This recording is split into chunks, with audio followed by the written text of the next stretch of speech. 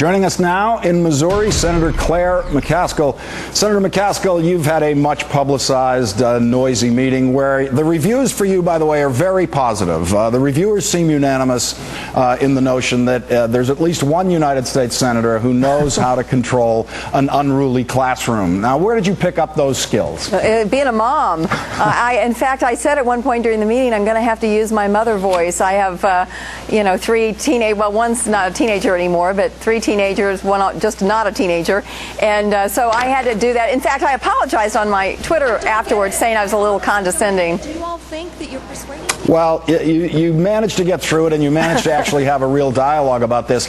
I want you to listen to something that Senator Chuck Grassley said today. This is important because you have not been in the room of 6 at the Senate Finance Committee where they're trying to work out a deal that will be a bipartisan deal that they're hoping can get 60 votes in the Senate at least and move through the Senate smoothly.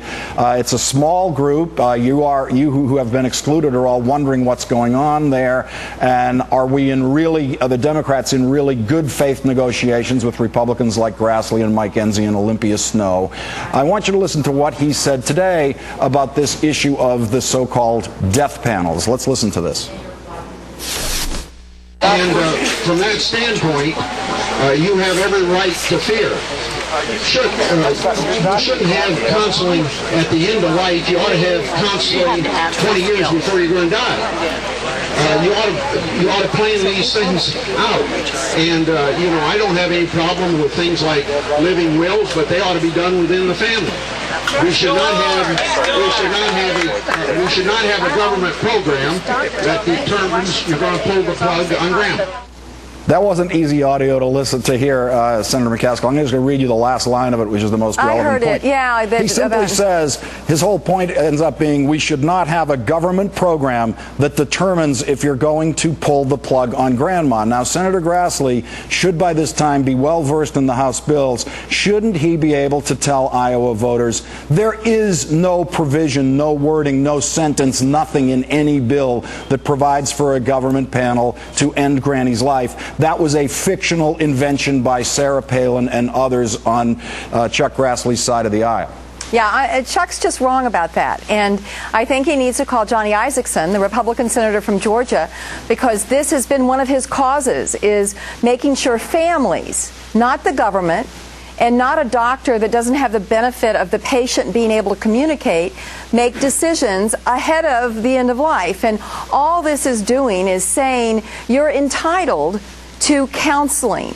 You and your family is entitled to counseling. That's all it does. And Isakson, I believe, is the one who put it in the Senate bill, his Republican colleague from Georgia. So Chuck's just wrong about that. I'm sure he probably said it in a way that he didn't mean to. I don't want to say that he purposefully is misleading folks, but it just is not true. We would never do that.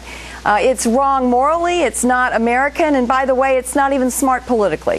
Senator McCaskill, this was going to be a tough sell in the politics of Missouri, even with a decorous audience to your town hall meetings. How are you going to get through the rest of the month trying to sell this in your state, especially since there isn't a particular Senate bill you can say you are in favor of at this point? Well, I think most Missourians know we need health insurance reform. We need consumer protection. It is wrong that somebody can get very ill and an insurance company can pull the rug out from under them. And as long as we focus on what is going to be in it for most Missourians, which is insurance reform and hopefully taking a whack at a deficit that's out of control because of some of the waste we have in our healthcare system right now, I think that we can do this. It's important to be respectful and get around the state and listen. But correcting the misinformation out there, and there's lots of it, is a really important part of our job this month. Now, there are, I think we've seen some very respectful questions from the Republican side of these audiences in some of these town halls, especially for President Obama. But what's been drowned out, it seems to me, is a lot of the sharp questioning that would be taking place from the left at this point on things like why have you abandoned going for a single-payer system, Medicare for all, for example.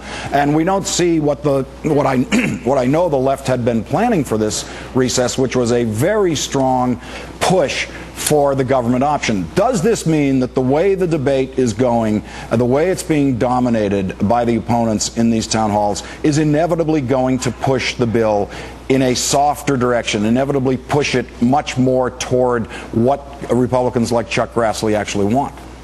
Well, I'm not sure. I think all of us, while we listen to everyone who comes to town hall meetings, I think we know that most people who come have had their minds made up.